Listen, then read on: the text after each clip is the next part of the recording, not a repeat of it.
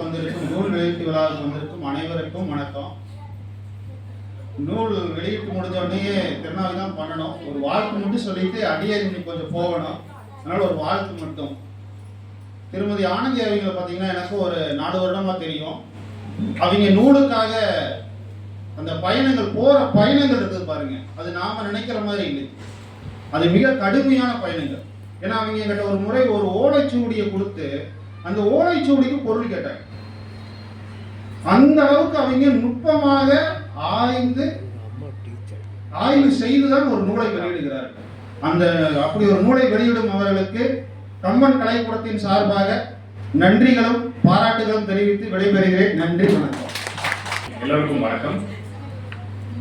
ஆனந்தி அக்காவை கடந்த ஒரு 6-7 வருஷத்துக்கு மேலேயே தெரியும். 10 வருஷம் ஆச்சு. ஆக்சுவலாக அவங்க முதல்ல வந்து சித்திரமும் கைப்பழக்கம் செந்தமிழும் நாப்பழக்கம்ங்கிற மாதிரி அவங்க முதல்ல எழுத ஆரம்பிக்கிறதுக்கு நிறைய தயக்கங்கள் இருந்தது. அப்போ நாங்கள் ரேடியோவில் இருக்கும்போது நிறையா பேசுவோம். ஸோ அப்போ வந்து இல்லை எழுத முயற்சி பண்ணுங்க அப்படின்னு ஒரு சின்ன விஷயம் தான் சொன்னோம். ஆனால் வந்து அது எழுத ஆரம்பித்து அந்த நூல் வெளியீட்டை ரொம்ப சிறப்பாக பண்ணாங்க. அது வந்து இப்போ மேடையில் பேசின பெரியவங்க எல்லாரும் சொன்ன மாதிரி இந்த வட்டார வழக்கு அப்படின்னு ஒரு விஷயம் இருக்கு. ஸோ இந்த வட்டார வழக்கை ரொம்ப அருமையாக அதில் வந்து கொண்டு வந்திருந்தாங்க. அதன் தொடர்ச்சியாக தான் அடுத்தடுத்து அவங்களுடைய படைப்பு அப்படிங்கிறது இருக்கு. இப்போ அந்த எழுத்துங்கிறது அவங்களுக்கு ஒரு தினசரி ஒரு ஒரு ஒரு ஒரு சாதாரணமான நிகழ்வாக வந்து மாறிடுச்சு அப்படின்னு தான் நினைக்கிறேன். ஏன்னா இது 3வது புத்தகம் அவங்க வெளியிடுறது. இன்னும் நிறைய புத்தகங்கள், நிறைய ஆராய்ச்சி பண்ணி எழுதக்கூடிய நபர்கள் ரொம்ப குறைவு. அந்த மாதிரி ஆராய்ச்சி பண்ணி இன்னும் நிறைய எழுதணும், கொங்கு பகுதியில் இருக்கக்கூடிய சிறப்புகளை கொண்டு வரணும் அப்படின்னு என்னுடைய மனமார்ந்த வாழ்த்துக்களை சொல்லிடுறேன். என்னுடைய மனைவி சவிதா அவங்க சார்பிலையும் இந்த வாழ்த்துக்களை சொல்லிடுறேன். நன்றி. புக் ஃபங்க்ஷனுக்கு வந்திருக்கேன். தமிழ் புக்ஸ் வந்து ஹஸ்பண்ட் மூலமாக தான் நானும் படிக்க ஆரம்பிச்சிருக்கேன். கல்யாணத்துக்கு அப்புறம் தான் எனக்கு கொஞ்சம் புக்ஸ் பற்றின நாலேஜ் இருக்கு. ஸோ இன்னைக்கு அவங்க வெளியிட்ட புக்ஸ்க்காக என்னோட வாழ்த்துக்கள். டாக்டர் சொன்ன மாதிரி எல்லாரும் வந்து இந்த வட்டார வழக்கை தெரிஞ்சுட்டு நம்ம இன்னுமே நம்ம நாலேஜை இம்ப்ரூவ் பண்ணிக்கிட்டா நல்லா இருக்கும். தேங்க்யூ.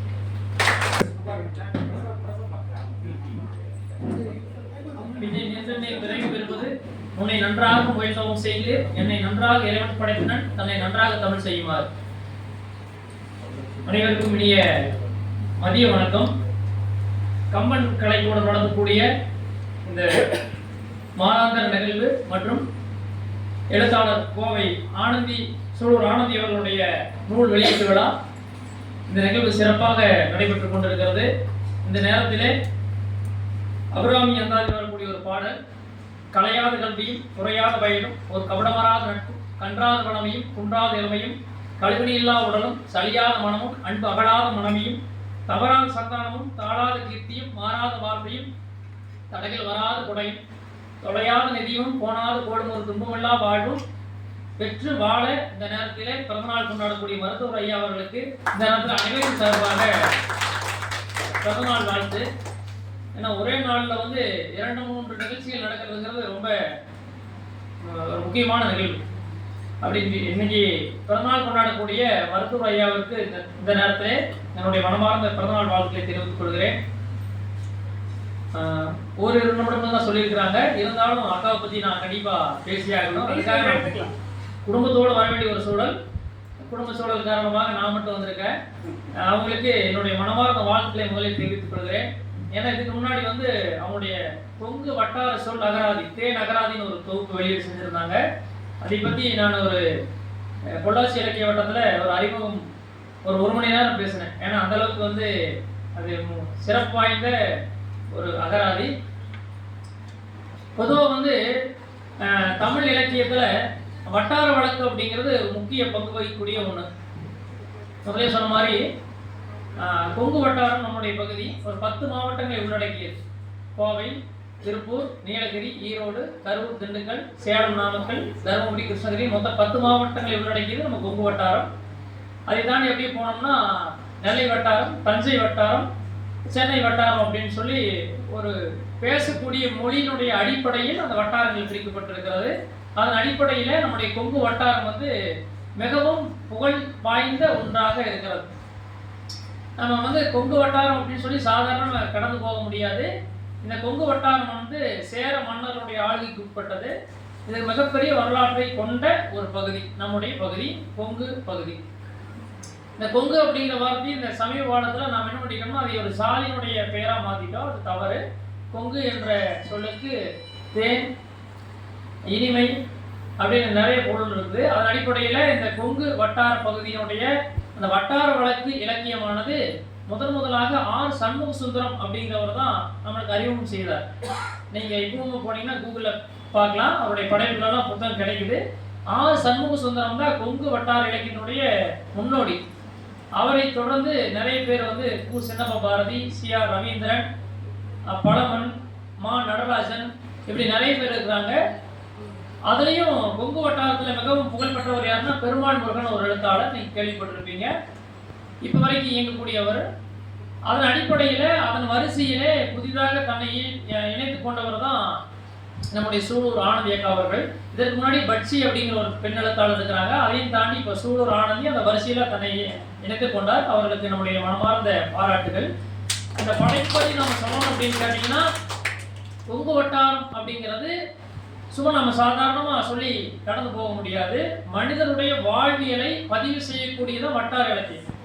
இந்த பகுதியில் மக்கள் எப்படி வாழ்ந்தாங்க, அவங்களுடைய இலக்கிய வளம் எப்படி இருந்துச்சு, அவங்களுடைய எழுத்து வளம் எப்படி இருந்துச்சு, பழக்க வழக்கங்கள் எப்படி இருந்துச்சு அப்படிங்கிறது எல்லாமே பதிவு செய்யறதா வட்டார வழக்கினுடைய முக்கியமான ஒரு நோக்கம். நாம் வந்து அது வட்டார வழக்குன்னா நம்ம பேச்சு வழக்கில் எழுதிட்டு போகிறது, அவங்களுடைய வாழ்வியல அதை எழுதியிருப்பாங்க அப்படின்னு நம்ம சாதாரணமாக கடந்து போக முடியாது. ஏன்னா அந்த ஒரு படைப்பு என்பது அவங்களுடைய மக்கள் சார்ந்த அந்த விழுமியங்களை, மக்கள் சார்ந்த பண்பாடுகளை, மக்கள் சார்ந்த கலாச்சாரங்களை, அவருடைய வாழ்வியல் நெறிமுறைகளை அங்கே பதிவு செஞ்சுருப்பாங்க.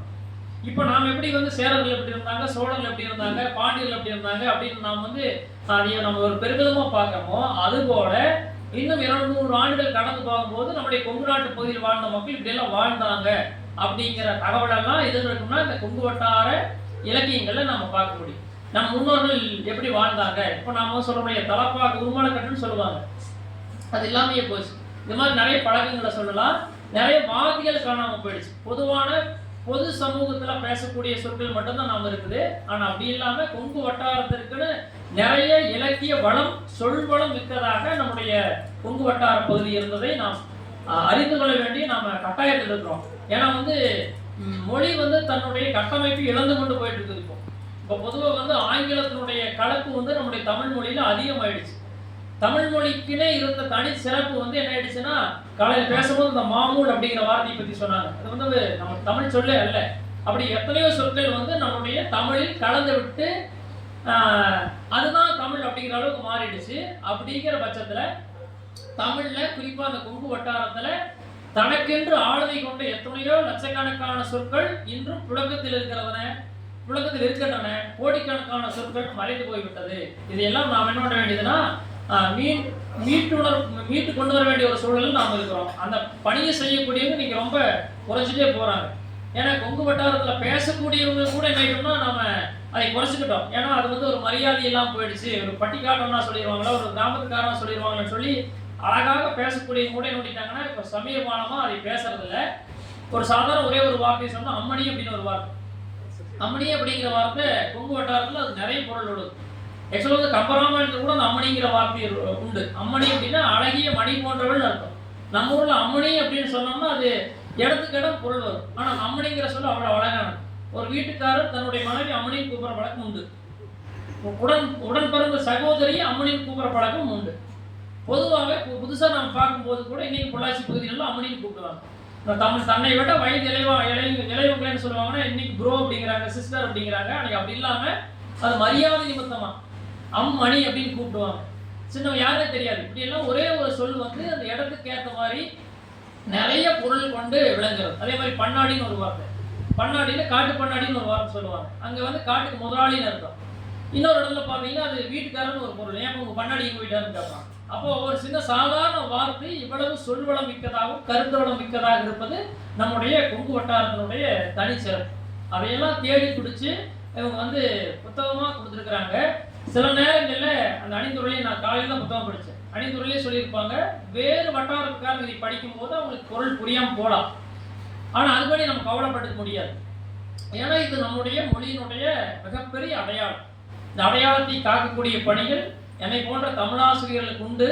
அதே நேரத்தில் இந்த கம்மன் கலைக்கூடம் போன்ற நிறைய அமைப்புகளுக்கு உண்டு. அதையும் சார்ந்து இந்த மாதிரி படைப்பாளர்கள் தான் அந்த பணியை மிக சிறப்பாக செய்து வருகிறார்கள். அதன் அடிப்படையில் இன்று தன்னுடைய 3வது படைப்பை ஆசமோசம் அப்படிங்கிறது, அந்த புத்தகத்தை பார்த்தோன்னே எங்களுக்கு கேட்டாங்க ஆசமோசம் என்ன அப்படின்னு கேட்டாங்க. ஆசமோசம் என்ன அப்படிங்கிறது பொருள் விளக்கம் கொடுத்துருக்குறாங்க. ஆக்சுவலாக ஆசமோசம்ங்கிறது என்ன சொல்லுவாங்கன்னு கேட்டிங்கன்னா, உங்கள் சுவாசம்னு சொல்லிக்கிறாங்க. இங்கே உயிர் போகிற நிலையில் ஆசமோசம் எழுதுங்கிற வார்த்தையை பயன்படுத்த நான் கேள்விப்பட்டிருக்கிறேன். அப்போது ஒரு வார்த்தைக்கு நிறைய பொருள் உண்டு. அதை நம்ம இலக்கியத்தில் நிறைய முறை படிச்சிருப்போம், கேள்விப்பட்டிருப்போம். மிகச்சிறந்த படைப்பை உருவாக்கிய அக்கா அவர்களுக்கு நன்றி. நான் புத்தகத்தை பற்றி பேச விரும்பல, ஏன்னா அவங்க ரொம்ப பாவமாக இருக்குங்க. நான் ஒரே ஒரு கதை படித்தேன். நம்ம சாதாரணமாக நம்ம ஒரு படைப்பை கடந்து போக முடியாது. ஒரு படைப்புனா நம்ம படிச்சுட்டு கதை மூடி வச்சுட்டு போகிறதில்ல. ஐயா அருமையான ஒரு பெண் சமூகத்தை பற்றி ஒரு கதையை பற்றி பேசினாங்க. படைப்பை பற்றி பேசுறதுக்கு அவங்க வந்துருக்காங்க, அதை பற்றி நம்ம பேசிடக்கூடாது. இருந்தாலும் முதல் கதை கோபத்தை வைத்து ஒரு கதை சொல்லியிருக்காங்க. அது ரொம்ப ரொம்ப சிறப்பாக இருக்குது. நம்ம கோபம் அப்படிங்கிற ஒரு ஒரு பண்பை நாம் எப்படியெல்லாம் கடந்து போகிறோம், அந்த கோபத்தின் மீது நாம் எப்படி பழி சுமத்துறோம், கோபத்தை எப்படி காரணம் காட்டி நாம் தப்பிக்கிறோம் அப்படிங்கிற மாதிரி ஒரு தத்துவம் சார்ந்த ஒரு கருத்தை அவங்க உள்ள வச்சிருக்காங்க. அப்படித்தான் நம்ம அந்த கதையை பார்க்க வேண்டியது இருக்குது. ஒவ்வொரு கதையும் ஒரு வாழ்வியல் சார்ந்து நம்மளுக்கு ஏதோ ஒரு விஷயத்தை சொல்லக்கூடியதாக, தற்காலத்துக்கு பொருந்தக்கூடியதாக. மருத்துவரையா சொன்னார், 70 ஆண்டுகளுக்கு முன்பு நடந்ததாக சொல்லக்கூடியது அப்படின்னு சொல்லியிருந்தாரு. அது உண்மைதான். இருந்தாலும் அந்த கருத்து இன்றைய சமூகத்தில் அது எப்படி நடைமுறையில் போகுது, நடைமுறை சிக்கலுக்கு அது எப்படி காட்டுது அப்படிங்கிற மாதிரி என் கதை இருப்பதாக நான் உணர்கிறேன். வாழ்த்துக்கள். இது போன்ற பல்வேறு படைப்புகளை உருவாக்கி கொங்கு வாழ்வியல் சார்ந்த மக்களையும் மண் சார்ந்த மக்களையும் தன்னுடைய இலக்கியத்தில் பதிவு செய்து கொங்கு வட்டார படைப்பாளர்கள் ஒரு குறிப்பிட்ட பேர் தான் இருக்கிறாங்க. அந்த குறிப்பிட்ட படைப்பாளர்களில் வரிசையில் நீங்கள் கண்டிப்பாக இடம் பிடிச்சிட்டீங்க, அதை மாற்று கருத்து இல்லை. இருந்தாலும் இன்னும் நம்முடைய கொங்கு சமுதாயம், கொங்கு மக்கள் தொலைத்த அந்த இலக்கிய வளத்தை தேடி நமக்கெல்லாம் தருமாறு மீண்டும் ஒரு முறை கேட்டுக்கொண்டு, வாய்ப்பு நல்கிய கம்மன் கலைக்கூடத்தினருக்கும் மருத்துவர் ஐயாவிற்கும் ஆனந்தி அக்காவுடைய குடும்பத்தாருக்கும் அனைவருக்கும் நன்றி பாராட்டி விடைபெறுகிறேன். நன்றி. எல்லாருக்கும் வணக்கம். மகன்படி ஒரு கதை எழுதுறதுக்கு நன்றி. நான் மேடை பேச்சாளர் கிடையாது. இங்கே பெரியவங்க எல்லாரும் இருக்கீங்க. அந்த சின்ன குழந்தைங்க அழகாக பேசுகிறத பார்த்து எனக்கு ரொம்ப ஆசையாக இருந்தது. நான் அவங்ககிட்ட இருந்தெல்லாம் நிறையா கற்றுக்கணும். வாழ்த்துக்கள் உங்ககிட்ட. அப்புறம் ஐயாவுக்கு, டாக்டர் ஐயாவுக்கு பிறந்தநாள் வாழ்த்துக்கள். வாழ்த்து சொல்கிற எனக்கு வயசு இல்லை, உங்களோட ஆசைகளை வேண்டியிருக்கிறேன். அடுத்தது ஆனந்தி அக்கா எனக்கு என்னவரோட அக்கா மூலமாக தான் அறிமுகமானாங்க. நிறையா பேசிகிட்டே இருப்பாங்க, என்னடா பண்ணுவாங்க அப்படிங்கும்போது தான் தெரிஞ்சது எவ்வளோ வேலைகள் அவங்க பண்ணியிருக்காங்க அப்படின்னு. சமயத்துக்கு அவங்க கொடுக்குற முக்கியத்துவம் ரொம்ப அவங்க டைம் வேஸ்ட் பண்ணவே மாட்டாங்க. ஒரு நிமிஷம் கூட கரெக்டாக பிளான் பண்ணி ஆனந்தி அக்கா போவாங்க. அவ்வளோ இன்வெஸ்டடாக இருப்பாங்க. ஒரு விஷயம் எடுத்தாங்கன்னா அதில் அவ்வளோ மேலோட்டமாக எதையும் பண்ண மாட்டாங்க. கடமைக்கும் எதையுமே ஆனந்தி அக்கா செய்ய மாட்டாங்க. எதையுமே ஆராய்ச்சி பண்ணி என்ன நடக்குது, ஏது நடக்குதுன்னு ஃபுல்லாக அடியாழம் வரைக்கும் போய் எல்லாம் பண்ணக்கூடிய ஒரு ஆள். ஆனந்தி அக்காவுக்கு இது 3வது புத்தகம். சிகரம் தொடும் உறவுகள் அவங்களோட முதல் புத்தகம். அடுத்து இந்த ஆனந்தி அக்காவோட புத்தகங்களை படிக்கிறதுக்குன்னே நமக்கு தெரியாது. கொங்கு தமிழ் மறந்துடுவோம். உங்களுக்கெல்லாம் பெருசாக தெரியாது. ஆனந்தி அக்கா பேசுகிற வார்த்தைகளுக்கு அக்கா என்ன இது அர்த்தம் என்னன்னு ஆனந்தி அக்காட்டே கேட்டு தெரிஞ்சுக்கிற மாதிரியான ஒரு நிலைமை தான் எங்களை மாதிரி ஆட்களுக்கு இருக்குது. ஸோ இப்போ ஆனந்தி அக்காவோட பேச்சையும் புக்கையும் புரிஞ்சுக்கிறதுக்கு அவங்களே கொடுத்துருக்காங்க தேன் அகராதி. அதையும் வாங்கி படிச்சுக்கோங்க. அதையும் வாங்கும்போது நமக்கு இனிமே புரியும். மண்மொழி நம்ம மனுஷங்க எல்லாமே தனித்தன்மையாக தெரியறதுக்கு காரணம் நம்மளோட வேறுன்னு நான் நினைக்கிறேன். நம்ம எல்லாரும் நம்மளோட அடிப்படை என்ன இருக்குது, நம்மளோட மண்மொழியை நம்ம மறந்துடும். நம்மளோட மண்மொழியை நம்ம எல்லாருமே மறந்துடும். நம்மளோட தனித்தன்மை அதில் இருக்குது. ஆனந்தி அக்கா எழுதின புத்தகங்களில் இந்த புத்தகத்தில் பேர் இருக்கு, புளிஞ்சக்கண்ணான். புளிஞ்சக்கண்ணான்னா என்ன? ஒருத்தருக்கு பேர் வச்சிருக்காங்க. அவங்க ஒரு குழந்தைய ஒருத்தர் எடுத்து வளர்க்குறாரு. அவங்களோட அண்ணன் குழந்தைய ஒருத்தர் எடுத்து வளர்க்குறாரு இந்த கதையில. அந்த குழந்தைய வந்து கண் சிமிட்டிக்கிட்டே இருக்கும். இப்படி கண் பூச்சி, கண்ணை வெளிச்சத்தை பார்க்க முடியாத கண் இப்படி பூச்சி நம்ம பூச்சி பார்ப்போம் இல்லைங்களா, அதுக்கு பேர் புளிஞ்ச கண்ணு அப்படின்னு சொல்லுவாங்க. ஸோ அந்த குழந்தை அப்படியே பார்க்கறதுனால அந்த குழந்தைய வந்து புளிஞ்ச கண்ணான் அப்படின்னு சொல்லி கூப்பிட்றாங்க. அடுத்தது வீச்சுக்கு 7 எள்ளுக்காரர். அந்த பேரை படிக்கவே நான் அவ்வளோ கஷ்டப்பட்டேன். அது என்ன வீச்சுக்கு 7 எள்ளுக்காரர்? அந்த விதை நடவு செய்யும் போது விதை தூவுவாங்க இல்லைங்களா, விதை தூவும் போது அவர் ஒரு வீச்சுக்கு எண்ணி 7 எள்ளு தான் விடுவோம். அது வந்து அவ்வளோ திறமையான ஆட்கள் வந்து நம்மகிட்ட இருந்திருக்காங்க. அதுக்கு வந்து வீச்சுக்கு 7 எள்ளுக்காரர் அப்படின்னு சொல்லிட்டு அவரை வந்து அந்த பேர் சொல்லி சொல்கிறாங்க. அதே மாதிரி ஐயா சொன்ன மாதிரி பையன் வந்து ஒரு கதையில் பையனை வந்து ஸ்கூலுக்கு கூப்பிட்றாங்க. டீச்சர் வந்து குளிச்சுட்டு வாடான்னு சொன்னது ஒரு தப்பாக போச்சு அவனுக்கு. நான் போக மாட்டேன், குளிச்சா என்னோட ஹெல்த் போயிடும், குளிச்சா என்னோட ஆரோக்கியம் போயிடும், என்னோட ஆயில் குன்றிடும், நான் குளிக்க மாட்டேன் அப்படின்னு சொன்னான். துணியை துவச்சி போடுன்னு சொன்னது ஒரு பாவமா, இதுக்காக நான் ஸ்கூலுக்கு போக மாட்டேன்னு சொல்லி மரத்து மேலே ஏறி உட்காந்துக்கிட்டு ஆயமா வந்து வாடா ஸ்கூலுக்குன்னு கூப்பிடுறாங்க. நீ வரலைன்னா என்ன வேலையை விட்டு தூக்கிடுவாங்க, வாடான்னு கூப்பிடுறாங்க. நான் வரமாட்டேன், நாளைக்கு வேற நான் குளிச்சதுக்கப்புறம் தான் ஐயா வர சொன்னாரு, நான் குளிச்சதுக்கப்புறம் வரேன் போங்கன்னு சொல்லி அனுப்பிடுறாங்க. இந்த அக்கா எழுதின இந்த புத்தகத்துல எனக்கு ஏதோ என்ன சொல்றது, மன்னிக்கணும், எனக்கு பேசி பழக்கம் இல்லாததுனால நான் பின்னறேன். எனக்கு இந்த புத்தகம் வந்துட்டு பெருசா என்ன சொல்ற, இந்த புத்தகத்தை படிக்கும்போது சின்னதாக கதைகள், சின்ன கதைகள் எல்லாம் படிக்கும்போது இதில் இருக்க ஒரு கேரக்டரும் நமக்குள்ளேயும் இருக்கு. நானும் கோவப்படுறோம், நானும் ஆசைப்படுறேன், நானும் காதல் படுறேன், எனக்குள்ளேயும் ஈகோ இருக்கு. இப்போ இந்த புத்தகத்தை படிச்சுட்டு மூடி வைக்கும் போது எப்படி இருக்கு அப்படி நைட்டு நான் படுத்து தூங்கும் போது நீ யார் இதுல அப்படின்ற ஒரு கேள்வி வந்து எனக்குள்ள வருது. அப்போ நீயா இரு, நம்ம யாருக்காகவும் இருக்க வேண்டாம், நம்மளாலே இருக்கு அப்படின்னு யோசிச்சோன்னா அப்போ நீ யாரு, நீ என்னவா இருக்க அப்படின்ற ஒரு பெரிய கேள்வி வந்து எனக்குள்ள வந்தது. இது என்னோட கருத்து. இந்த புத்தகத்தை படிக்கும்போது ஒரு கதைக்கும் ஆமா நானும் இதை பண்றேன், நானும் கோவப்படுறேன். உள்ள ஒரு இடம் பங்குறாங்க. நிலம் வந்து சொத்து பாகப்பிரிவினைகளை இன்னைக்கு நம்ம பண்றோம் இல்லைங்களா, இதே பல வருஷங்களுக்கு முன்னாடி பாகப்பிரிவினைன்றது வந்து வேறு விதமா இருந்திருக்கு. அடி கணக்குல வந்து அளந்திருக்காங்க. இன்னைக்கு அடிக்கணக்கில் அளந்துருக்கோம், முன்னாடி வந்து என்ன முழம் கணக்கில் அளந்துட்டு இருக்காங்க. ஸோ அந்த முழ கணக்கில் அளக்கிறதுக்கும் இப்போ அடிக்கணக்கில் அளக்கிறதுக்கும் வித்தியாசம் இருக்கு. அதில் ஒரு புளிய மரம் நடுவில் மாட்டிடுச்சு. அந்த புளிய மரம் உனக்கு வருமா எனக்கு வருமான சண்டையில ஒரு குடும்பமே அழியிற அளவுக்கு கொண்டு போயிருக்காங்க. ஸோ அந்த அளவுக்கு வந்துட்டு அந்த ஒரு என்ன சொல்றது, இதுல வந்து அந்த கதையில அந்த முழம் அடி முன்னாடி எப்படி இருந்தது இப்போ எப்படி இருக்குங்கிறதையும் நம்ம பார்த்துக்கிறோம். அந்த ஈகோ, இந்த அந்த மொத்த சொத்தையும் இந்த புளிமரம் எனக்கு தான் வேணும்னு கேட்குறாரு இல்லைங்களா ஒருத்தர், யாருக்கிட்ட இருக்கோ அவர் தான் மொத்தத்தையும் அவருக்கு கொடுத்துருக்காரு. இருந்தாலும் அந்த ஒரு புளிய மரத்துக்காக ஒரு ஈகோல கேட்குறாரு. சரி நீயே வச்சுக்கோப்பா, அந்த மரத்தை நீயே வச்சுக்கோ, என் பொண்ணுக்கு உடம்புக்கு முடியல, அந்த நிலத்தை விற்றாதான் என் பொண்ணை என்னால் காப்பாற்ற முடியும், அதனால நீயே வச்சுக்கோன்னு சொல்றாரு. ஆனா இவர் வந்து என்ன சொல்றாரு, ஓ நீ என்ன பிச்சை போட்டு நான் வாழணுமா, இது ஈகோ இல்லையா, நீ பிச்சை போட்டு நான் வாழறதா, எனக்கு அது வேண்டாம், நான் கோர்ட்ல கேஸ் போட்டு அங்கிருந்து தான் நான் வாங்கிக்குவேன் அப்படிங்கிறாரு. நானே கொடுக்குறேன் அவரே கொடுக்குறேங்கிறாரு, ஆனா அதை வாங்க மாட்டேங்கிறாரு. இதெல்லாம் என்ன காரணம், ஈகோ, வெறும் ஈகோ, ஒண்ணுமே இல்லை. அதனால வந்து ஒரு குடும்பமே அவ்வளோ கஷ்டப்படுது. இது போன்ற நிறைய விஷயங்கள், அதாவது மனசை வந்து தைக்கக்கூடிய விஷயங்கள் நம்மளால மறக்க முடியல. இந்த கதைகளை வந்து நம்மளால மறக்க முடியல. நான் இன்னும் சொன்னேன்னா கதைகளை முடிச்சுடுவோம். நம்ம புத்தகத்தை வாங்கி படிங்க, எல்லாரும் கண்டிப்பா படிங்க. நம்ம எப்படி இருந்திருக்கோம், அக்காவோட இந்த முன்னாடி ஒருத்தர் வந்து வாழ்த்துறை கொடுத்துருப்பாங்க அனதியாவோட புத்தகத்துக்கு, சங்காம எழுதுகண்ணு அப்படின்னு சொல்லிட்டு. அதுவே எனக்கு புரியல. அக்கா சங்காம போயிடலாம எழுதுகண்ணு அதுவும் சொல்ல. இந்த மாதிரியான நாங்கெல்லாம் எங்களுக்கு தெரியாத வார்த்தைகள் எல்லாம் வந்து இங்க இருக்கு. இங்கதான் பிறந்தோம், நாங்க இங்கதான் வளர்ந்தோம், ஆனா எங்களுக்கு தெரியல. இந்த புத்தகத்தை படிக்கும் போது எங்க தாத்தா எல்லாம் வந்து பக்கத்துல உட்காந்து, எங்க தாத்தா எல்லாம் அப்படிங்க, ஏன் ஜாமி என்ன பண்ற, ஏன் கண்ணு என்ன பண்ற, இந்த பன்னாடச்சி அப்படின்ற அந்த வார்த்தை வந்து ரொம்ப புதுசா இருக்கு. இப்ப நீங்க சொன்னீங்க கண்ணாடி அப்படிங்கிறது வந்து கணவன் அப்படின்றது எனக்கு இந்த புத்தகத்தை படிக்கும் போதுதான் எனக்கு வந்து தெரியுது. ஸோ பல வார்த்தைகள் வந்து தொலைச்சிட்டோம் நாங்க, எங்க தலைமுறையிலும் நாங்களே தொலைச்சிட்டோம்னா அப்ப எங்க பிள்ளைகள் எங்க போய் கண்டுபிடிப்பாங்க. ஸோ இந்த புத்தகங்களை வாங்கி படிங்க, அவ்வளோ அருமையா இருக்கு. ஆனந்தியக்காவோட புத்தகங்கள் எல்லாமே குடும்பத்துக்கு நம்ம பிள்ளைகளுக்கு தாராளமா கொடுக்கலாம். ஒரு சில புத்தகங்கள் நான் வந்து அர்த்தம் ரொம்ப ஆழமான அர்த்தம் இருக்கும், ஆனால் எல்லா புத்தகத்தையும் என் பிள்ளைங்களுக்கு என்னால் கொடுத்து படிக்க சொல்ல முடியாது. ஆனந்தியக்காவோட புத்தகத்தை கண்டிப்பா என்னால் என் பிள்ளைகளை படிக்க சொல்ல முடியும். எங்கேயும் வந்து நான் சென்சார் பண்ணணுன்ற அவசியம் இருக்காது. ரொம்ப நிதர்சனமான விஷயமா இருக்கும். ரொம்ப நம்ம வந்து மனசு சங்கடப்பட்டு சொல்லக்கூடிய விஷயங்கள் அவ்வளோ நேர்த்தியா முகம் நடையில் வந்து அது எனக்கு ரொம்ப பிடிச்சிருக்கு. என் குழந்தைங்களுக்கு என்னால் அந்த நம்பி அந்த புத்தகத்தை என்னால் கொடுக்க முடியும், வாசிங்க அப்படின்னு சொல்லிட்டு.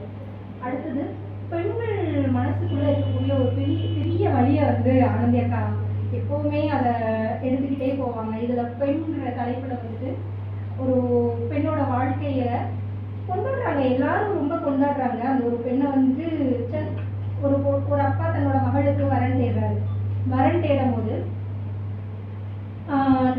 கவர்மெண்ட் மாப்பிள்ளை இருக்க கட்டிக்கோங்க அப்படின்னா, கட்டி வைக்கிறீங்களா அவங்க பொண்ணுக்குன்னு கேட்குறாங்க. இல்லை முடியாது, கவர்மெண்ட் மாப்பிள்ளையெல்லாம் வேண்டாம், என் பொண்ணுக்கு வந்து மில்லுக்காரங்களா, மில்லில் வேலை செய்கிறவங்களா வேணும் அப்படின்னு சொல்லிட்டு கம்பல் பண்ணி கேட்டு தேடி கண்டுபிடிச்சி ஒரு மில்லுக்காரரை கூப்பிட்டு கல்யாணம் பண்ணிக்கிறாங்க. அவரும் இந்த பொண்ணுக்கு பிறந்த வீட்லேயும் நகை போடுறாங்க, கட்டிக்க வர மாப்பிள்ளையும் நகை போட்டு அந்த பொண்ணை கட்டிக்கிட்டு போகிறாங்க. அப்போ ஊரே சொல்லுது எவ்வளவு கொடுத்து வச்ச மகராசி இந்த பொண்ணு அப்படின்னு எல்லாரும் போடுறாங்க.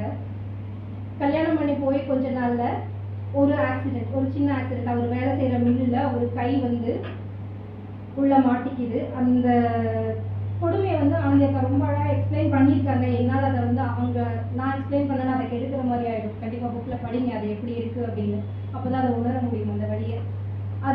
அந்த இன்சிடென்ட் நடந்ததுக்கு அப்புறமா அவரை கல்யாணம் பண்ணிக்கிட்டு வந்த அந்த பொண்ணோட நிலைமை என்ன ஆகுது, அந்த வாழ்க்கை. இந்த பொண்ணு போய் மிஷின் ஆஃப் பண்ணலை, ஆன் பண்ணலை, இவரை கையை கொண்டு போய் அந்த பொண்ணு உள்ள விடலை. ஆனால் பழியெல்லாம் யார் மேலே போட்டிருக்காங்கன்னா அந்த பொண்ணு மேலே.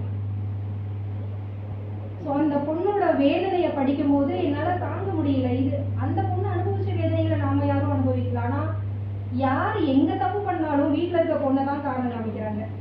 இல்லை ரோட்டில் ஏதோ ஒரு பொண்ணு போச்சு, அவன் மூஞ்சில் முழிச்சு எனக்கு இது ஆகுதுன்னு சொல்லிட்டு பழைய இன்னொரு இடத்துல தூக்கி போடுறாங்க. இந்த கோபம் அப்படின்றது முதல் கட்டு வேலை ஆனந்தி அக்கா சொல்லியிருப்பாங்க, கோபம் அப்படின்னு. அந்த கோபத்தோட இணைக்கிற மாதிரியே இருக்குது. இந்த கோபத்தை உங்களுக்கு என்ன நடந்தாலும் கோபத்தின் மேலே பழைய தூக்கி போடுறீங்க, ஒரு இன்னொருத்தர் மேலே கோபத்தை காமிச்சு தப்பிச்சு போகிறீங்க.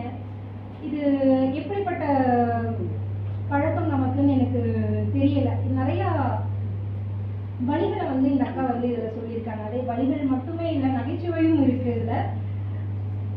ஒரு கணவன் மனைவி இருக்காங்க.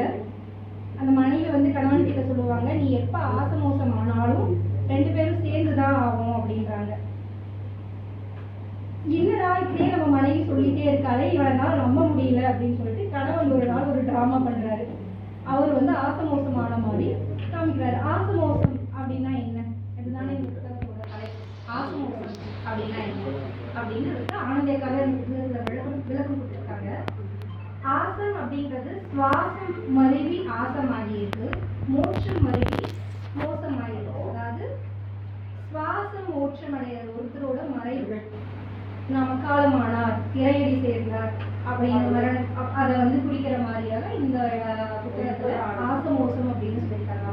இந்த புத்தகம் வந்து நம்ம பிறந்ததுலேருந்து நம்ம சுவாசிக்க ஆரம்பிச்சதுலேருந்து ஆசமோசம் ஆன வரைக்கும் நம்ம பண்ற டிராமாவை பற்றின கதை தான் இது. குட்டி குட்டியா அழகா இருக்கு இந்த கதைகள், வாங்கி படிங்க. இந்த கணவன் மனைவி பற்றி பேசிட்டு இருந்தீங்களா, இவர் சொல்றாரு நம்ம மனைவி இப்படிப்பட்டவ இல்லையே, என்னதான் பண்றான் நம்ம பார்ப்போம் அப்படின்னு சொல்லிட்டு அவர் வந்து நடிக்கிறார். நாம் வந்துட்டு வீட்டுக்கு ஒய்ஃபுக்கு வந்து பசிக்குதுமான்னு சொல்லிட்டு கறி வாங்கி கொடுத்து சமைச்சு வை, கறிச்சோறு சமைச்சு வைன்னு சொல்லி சமைக்க சொல்லிட்டு இவர் போய் படுத்து தூங்குறாரு. தூங்குனவர் அப்படியே தூங்கிட்டு இருக்காரு.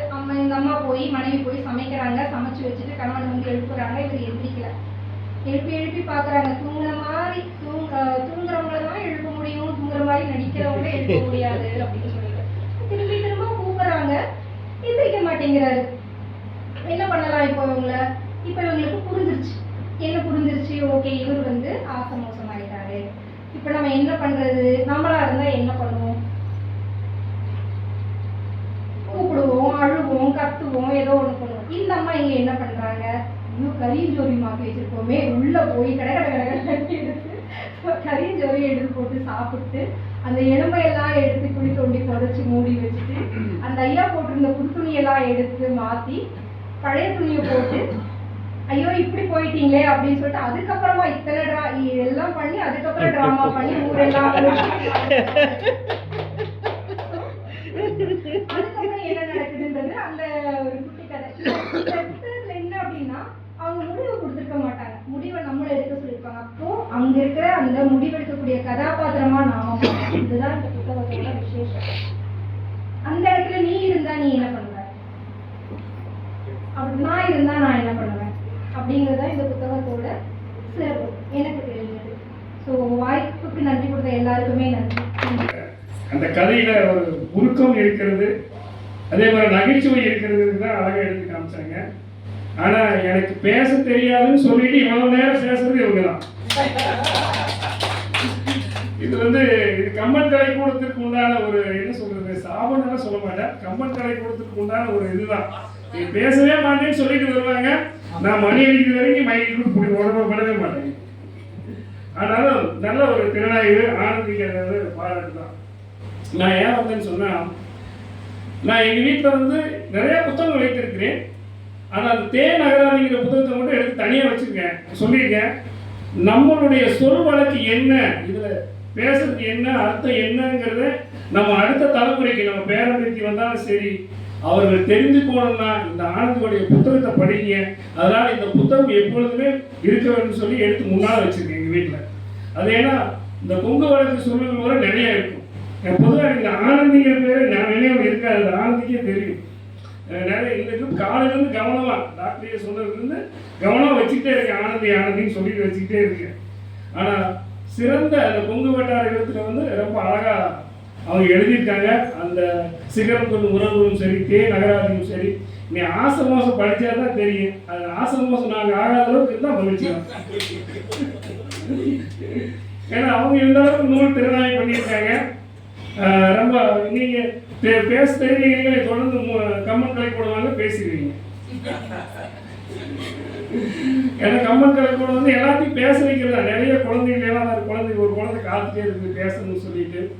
அந்த அளவில் வந்து கம்பன் கலைக்கூடம் வந்து புதிய நூல் வெளியிடுவர் இருந்தாலும் சரி, மற்றவர்களை ஊக்குவிக்கிற வந்து ரொம்ப முதன்மையாக இருக்கிற எத்தனையோ தமிழ் அமைப்புகள் இருந்தாலும் இது வந்து மிகவும் முதன்மையாக இருக்கிறது என்பதில் எனக்கு பெரிய ஒரு கருத்து உண்டு. அதாவது யாராக இருந்தாலும் சரி, புத்தகம் வெளியிட வந்தீங்களா, ஐயா சரி பண்ணுங்க அப்படின்னு. ஆனால் ஆனந்தியுடைய புத்தகம் வந்து கொங்கு வட்டாரங்கள் வந்து சொல் வழக்கு வரும்போது ரொம்ப ரொம்ப மகிழ்ச்சியாக இருக்கிறது. எங்கே நம்மளை தொலைத்து விடுவோமோ என்ற ஒரு பயம் உள்ளே இருந்தாலும் அதற்கு உயிர் கொடுக்க ஆனந்தி போன்றவர்கள் எல்லாம் இருக்கிறார்கள் என்பதுதான் நமக்கு இருக்கிற பெரிய மகிழ்ச்சி என்று சொல்லிட்டு ஆனந்த் அடுத்தவரையாக ஏற்புரை வழங்குவார் ஆனந்தியர்.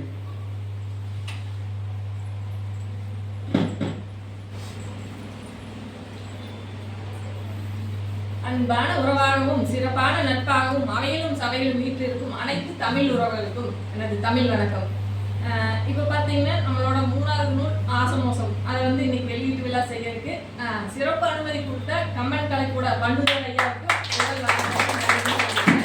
பண்டுதர் ஐயாவுக்கு இன்னைக்கு மலர்ந்த நாள், ஐயாவுக்கு மலர்ந்த நாள் வாழ்த்துக்களையும் சொல்லியிருக்காங்க. ஏன்னா மருத்துவங்கிற சொல் வந்து கொங்கு பகுதியில் பார்த்தீங்கன்னா பண்டுதகாரங்கிற பேரில் தான் பயன்படுத்தப்பட்டு வந்துச்சு.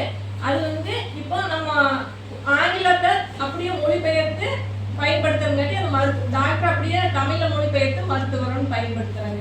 இந்த மாதிரியான நிறைய சொற்கள் வந்து கொங்கு பகுதிக்குன்னு தனியாக இருக்குங்க. அந்த மாதிரியான சொற்களை வந்து எனக்கு என்னால் முடிஞ்ச அளவுக்கு நான் ஆவணப்படுத்திட்டு இருக்கேன். நான் செஞ்சுருக்கிறது 1% அவ்வளோதான் என்னால் சொல்ல முடியும். ஏன்னா இப்போ என்னோட புத்தகத்தை வாசிக்கிற நிறைய பேருக்கு பார்த்தீங்கன்னா புரியலை அப்படின்னு சொல்லுவாங்க. ஏன்னா வாசிக்கவே முடியாது அவங்களால. ஒரு குறிப்பிட்ட இந்த பகுதியில் வாழ்ந்தவங்களை தவிர மற்றவங்க ஆர்வம் இருக்கிறவங்கனால மட்டும்தான் வாசிக்க முடியும், மற்றவங்களால வாசிக்க முடியாது. எனக்கு என்னன்னா இவங்கெல்லாம் இப்படி சொல்கிறாங்களே, எனக்கு அது ஒரு குற்ற உணர்ச்சி இருந்துச்சு. என்னோட ஆசை பார்த்தீங்கன்னா முழுக்க ஒரு கொங்கு தமிழில் ஒரு பக்கத்துக்காச்சும் நம்ம கட்டுரையோ சிறுகதையோ இருக்கணுங்கிறத என்னோட ஆசை. இன்னும் நான் அதை செய்யவே இல்லை. அது செய்யறதுக்கு முன்னே நான் அதை செஞ்சுட்டதா எல்லாம் சொல்கிறாங்க. அது வந்து எனக்கு குற்ற உணர்ச்சியாக இருக்குது. எனக்கு பார்த்தீங்கன்னா இந்த 3வது வெளியீட்டு விழா வைக்கணும்னு சொன்னப்பவே ஒரு சிறு உறுத்தல் வந்துச்சு. நீ என்ன செஞ்சுட்டேன்னு தைரியத்தில் மேடை ஏற போகிற, எதுக்காக நீங்கள் வெளியீட்டு விழா வைக்கிற, இந்த மாதிரியான கேள்விகள் தான் எனக்கு வந்துச்சு. அதனால பார்த்தீங்கன்னா நான் நிறைய பேர்த்துக்கிட்ட இந்த நூல் வெளியீட்டு விழா வச்சிருக்கிறதுனே சொல்லவே இல்லை. ஏன்னா நான் தொழாவது வாசிக்கிறது எல்லாமே ஒரு 100-150 வருஷத்துக்கு முன்ன நம்ம முன்னோர்கள் ஆவணப்படுத்தின எழுத்துக்கள். அதை படிக்கிறப்போ நான் எல்லாம் எதுவுமே செய்யலை, நான் ஒன்றும் ஏதாச்சும் செய்யணும் இந்த கொங்கு தமிழுக்காக அப்படிங்கிற அந்த உணர்வு தான் வந்துச்சுங்க. இந்த நூலுக்கு பார்த்தீங்கன்னா ஆசமோசம்னு ஏன் பேர் வச்சேன்னா இந்த சொல் என்னைய 35 வருஷமா கொண்டுட்டு இருக்கிற ஒரு சொல். ஏன்னா 35 வருஷத்துக்கு முன்ன பார்த்தீங்கன்னா ஒருத்தங்க, அப்போ நானும் தங்கச்சியும் ஒரு 9 வயசு 10 வயசு அந்த வயசுல இருக்கோம். ஒருத்தங்க எங்கள் வீட்டுக்கு வந்திருந்தாங்க, பேப்பரெல்லாம் வச்சுட்டு உட்காந்துருந்தாங்க. கூப்பிட்டு உங்க அப்பா ஆசை மோசம் போனா இந்த பணத்துக்கு நீ தான் பொறுப்பு, உங்க அப்பா என்கிட்ட 6000 வாங்கியிருக்காரு, வட்டியோட நீயே சின்ன பாப்பாலும் கொடுத்துறோன்னு சொன்னாங்க. அவர் சொன்னது எனக்கு அப்பா கடன் வாங்கிக்கிறாரு, நான் திருப்பி கொடுக்கணும்னு அந்த ஐயா சொல்றாருன்னு எனக்கு புரிஞ்சுது. ஆனா அந்த ஆசை மோசங்கிறதுக்கு என்ன பொருள்னு தெரியல. அப்போ அப்பா பார்த்தீங்கன்னா கடகம்பரப்பு நடவு போடுறதுக்காக அந்த பணம் வாங்கியிருந்தாரு.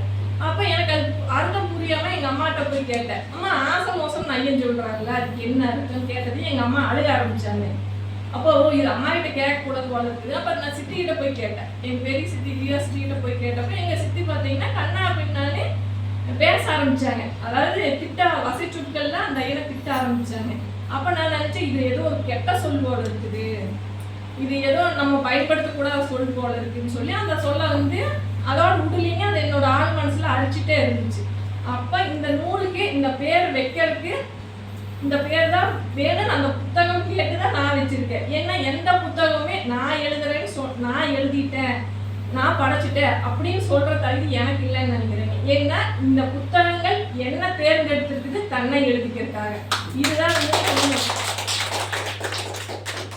அப்ப இந்த ஆசை மோசத்துக்கு என்ன பொருளா இருக்குன்னு சொல்லி நான் ரொம்ப தொலைவுனேங்க. எங்க அம்மா வயசுல இருக்கிறவங்க எல்லாம் கேட்டப்போ சாவு மரணம் இந்த பொருள் சொன்னாங்க. ஆனா எனக்கு அந்த பொருள்ல உடன்பாடு கிடையாது. இதுக்கு நம்ம முன்னோர்கள் இந்த சொல்லுக்கு இந்த பொருள் கொடுக்கல, வேற ஏதோ ஒரு சொல்லுக்கு இந்த சொல்லுக்கு பொருள் இருக்கு, அது என்ன அப்படின்னு தொலாவ ஆரம்பிச்சேன். 1 மாசம் தொலாவுனுங்க அந்த சொல்லுக்கு என்ன பொருள்னு. அப்போ ஒவ்வொருத்தர்கிட்டயா கேட்கறப்ப எங்க அம்ச்சிக்கிட்ட எல்லாம் கேட்டப்ப பெரிய காரியமான அப்படி சொல்லுவாங்க சாமி அப்படின்னு சொன்னாங்க. ஏன்னா எங்க அம்ச்சி எல்லாம் பாத்தீங்கன்னா சாவு மரணம் இந்த சொற்கள் எல்லாம் பயன்படுத்தாம போயிட்டாங்கல்ல அதுக்கு சொல்லுவாங்க. அந்த சாவு இறப்புங்கிற பொருள் அம்ச்சி சொல்லல, எங்க அம்மா வயசுல இருக்கிற சொன்னாங்க. இதுவும் அதுக்கு சரியான பொருள் இல்லை, இதோட ஆழமான பொருள் என்னன்னு தொலாவினப்ப இது ஒரு கருத்தியல் ரீதியான சொல்லுன்னு சொல்லி நெல்லை மண்மொழி எழுத்தாளர் வெள்ளுவன் ஐயா சொன்னாரு. ஏன் சாமி இதுக்கு உனக்கு பொருள் தெரியல அப்படின்னு சொல்லி கேட்டேன். இல்லைங்கப்பா இதுக்கு எல்லாரும் மரணம் சாவுன்னு பொருள் சொல்றாங்க, ஆனா ஆசை மோசத்துக்கு அது பொருள் கிடையாதுன்னு என்னோட உள்ளுணர்வு சொல்லுது, இதோட ஆழமான பொருள் என்னன்னு கேட்டப்ப ஐயா சிரிச்சாங்க. சிரிச்சுட்டே சொன்னாங்க, ஆசம்னா என்ன சாமி நான் தெரியலங்கப்பான்னு, மோசம்னா என்னன்னு கேட்டா அதுக்கு சொத்தொன்னு பொருள் வருதுன்னு எனக்கு ஓரளவுக்கு தெரியுதுங்க, முழுமையா தெரியல. அப்ப ஆசம்னா என்னன்னா சமஸ்கிருதத்துல ஆசம்ங்கிறது சிரிப்புன்னு பொருள் வருதுங்க, ஆனா கொங்கு தமிழ்ல ஆசமுக்கு சிரிப்புன்னு பொருள் வரல, அது வேற ஏதோ ஒரு பொருள்னு என்னோட ஆள் மனசு சொல்லுது, அது எனக்கு வேணும் அப்படின்னு சொன்னப்ப ஐயா சொன்னாங்க, நீ சுவாசம் சுவாசம்னு சொல்லிட்டே இருந்தீங்கன்னா அது ஆசம்னு தான் வரும். அப்ப காலங்காலமா அந்த சுவாச மோட்சம் சொல்லிட்டு இருந்தது வாய் வழியா அடுத்தடுத்த கட்டத்துக்கு கடத்தி வரப்ப அது ஆச மோசம்ங்கிற மாதிரி மருவி வந்திருக்கு. இதுதான் அதோட விளக்கம், இது கருத்தியல் ரீதியான ஒரு சொல் அப்படின்னு சொல்லி ஐயா சொன்னப்ப எனக்கு அவ்வளோ பேரானந்தமா இருந்துச்சு. ஏன்னா ஆச மோசங்கிறதுக்கு சுவாசம் மோட்சம் உயிர் மோட்சங்கிற பொருள் கொடுக்குன்னு தெரிஞ்சுக்கிறக்கப்போ இந்த சொல் அந்த பொருளை என்னை கண்டுபிடிக்க சொல்லி என்னை இவ்வளவு நாளா என்னை உடுக்கிட்டு இருந்தது அப்படிங்கிற மாதிரி எனக்கு அப்போ தோணுச்சுங்க. அப்போ பார்த்தீங்கன்னா இதுக்கு அந்த தலைப்பு வச்சுட்டேன். அப்போ இந்த புத்தகத்தை பேசுறதுக்கு யாரை தேர்ந்தெடுக்கலான்னு சொல்லி கேட்டப்போ எனக்கு நானே கேட்டுட்டப்போ நான் இந்த புத்தகங்கள் கூட பேசுகிறப்போ அந்த புத்தகங்கள் பரிந்துரை ஒரு 5-6 பேர் பட்டியல் கொடுத்துச்சு. நான் எல்லாத்துக்கிட்டையுமே கேட்டேன், எல்லாருமே வேண்டான்னு சொல்லிட்டாங்க. நித்யபிரியா மட்டும்தான் பார்த்தீங்கன்னா சொன்னதையும் சரின்னு சொன்னாங்க. இவங்ககிட்ட பேசுனதுக்கு அப்புறமே மற்ற 2-3 பேர்கிட்ட கேட்டேன், அவங்க எல்லாம் பார்த்தீங்கன்னா வரேன்னு சொன்னாங்க, மறுபடியும் வரலன்னு சொன்னாங்க. ஆனா இந்த புத்தகம் நித்யபிரியாவை செலக்ட் பண்ணது எனக்கு ரொம்ப பயமா இருந்துச்சு. ஏன்னா மற்றவங்க எல்லாம் என்ன பர்வீன் சுல்தானா பேசினா கூட நான் பயப்பட மாட்டேன்னு. ஏன்னா நித்யபிரியா பேசுறாங்கன்னா அவங்க ஏன்னு கேள்வி கேட்பாங்க, எனக்கு இது புரியல சொல்லுங்கன்னு சொல்லுவாங்க. ஏன்னா அகராதிக்கு ஆங்கில சொற்கள் போட்டிருந்தேன், அதுக்கான விளக்கம் எல்லாம் படிச்சுட்டு இதுக்கு ஏன் இப்படி எழுதுனீங்க, இது என்ன காரணம் அப்படின்னு சொல்லி அதை துருவி விசாரிப்பாங்க, அது கேட்பாங்க. அவங்க தான் அந்த தேன் அகராதிக்கு ஆங்கிலத்தெல்லாம் சரி பண்ணி கொடுத்தாங்க. என்னோட எழுத்து பிழைகளெல்லாம் நீங்க அவங்க தான் கேட்பாங்க. அப்போ அவங்க இந்த புத்தகத்தை படிக்கிறப்ப என்கிட்ட நிறைய பேசுவாங்க கேட்பாங்க அப்படின்னு நான் எதிர்பார்த்தேன். ஒரே ஒரு நாள் பேசினாங்க. பேசுனதுக்கப்புறம் அவங்க அக்கா நான் மறுபடியும் பேசுகிறேங்கன்னு ஃபோனை வச்சுட்டாங்க. அதுக்கப்புறம் அவங்க என்கிட்ட பேசல. இன்னைக்கு தான் அவங்களை பார்க்குறேன். ஏன்னா அவங்க வந்து இந்த புத்தகம் தாண்டின அந்த உணர்வுகளை அவங்க புரிஞ்சுட்டாங்கன்னு நினைக்கிறேன். அதனால அவங்களால அந்த கேள்வி கேட்க முடியல. அவங்களுக்கு நான் யாருங்கிற கேள்வி இந்த புத்தகம் அவங்களுக்கு கொடுத்ததை அவங்க வந்து என்கிட்ட சொன்னாங்க. அக்கா அவங்க புத்தகம் படிச்சப்போ நான் யாருங்கிற யோசிக்க வச்சுட்டு நான் வந்து அதை தான் தொடாகிட்டு இருக்கேன், அதை வந்து உங்கள் புத்தகம் எனக்கு கொடுத்துச்சுங்கிற மாதிரி அவங்க சொன்னாங்க. இந்த மாதிரியான சொற்கள் வளம் நிறைந்த அந்த பண்டைய சொற்களை வந்து நான் தேர்ந்தெடுத்து தொலாவி அவங்க வயசானவங்கிட்ட போய் பேசி அதை சேகரிச்சுட்டு இருக்கேங்க. இதில் பார்த்தீங்கன்னா முக்கியமான ஒரு 2 விஷயம் மட்டும் நான் சொல்லணும்னு நினைக்கிறேங்க. ஒரு கதை பார்த்தீங்கன்னா பெண் 5வது கதை. அந்த கதை பற்றி தான் பண்டிதரார் ஐயனும் பேசினாரு, நித்யபிரியாவும் பேசினாங்க. அதில் நான் குறிப்பிட்டு சொல்லணும்னு நினைக்கிறது, சுதந்திரம் அடைஞ்சு 75 வருஷம் ஆச்சு, 80 வருஷம் ஆச்சுன்னு பெருமைப்பட்டு இருக்கோம். தமிழ்நாடு வந்து மிகப்பெரிய அளவில் முன்னேறிடுச்சுன்னு சொல்கிறாங்க. இந்த கருத்துக்கள் எதுலேயும் எனக்கு உடன்பாடு கிடையாதுங்க. ஏன்னா இன்னைக்கு தேதிக்கும் எப்படி சொல்றது, நம்ம பெண்கள் ஒரு 50-70 வருஷத்துக்கு முன்ன வீட்டோட விட்டு வெளியே வர்றதுக்கு என்ன காரணத்துக்காக தயங்கிட்டு இருந்தாங்களோ அதே காரணம் இன்ன வரைக்கும் தொடர்ந்துட்டு இருக்கு. எந்த அரசாங்கங்களும் எந்த தனிநபர் அமைப்புகளும் அதை சரி பண்ணாலும் இருக்கு. அப்படின்னா அதுக்கு என்ன காரணம், இது வந்து பெண்ணின் தனிப்பட்ட விஷயம், இதை வந்து அவங்கவுங்க தான் பார்த்துக்கணும் அப்படிங்கிற மாதிரி தண்ணி ஒழிச்சு விட்டுட்டாங்கன்னு சொல்லலாம் பெண்களை.